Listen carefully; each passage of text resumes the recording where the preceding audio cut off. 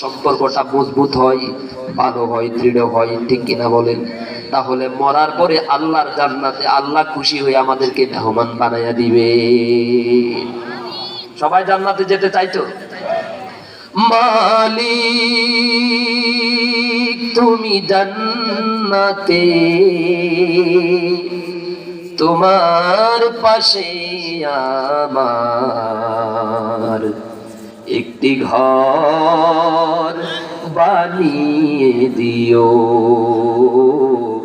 একটি ঘর বানিয়ে দিও।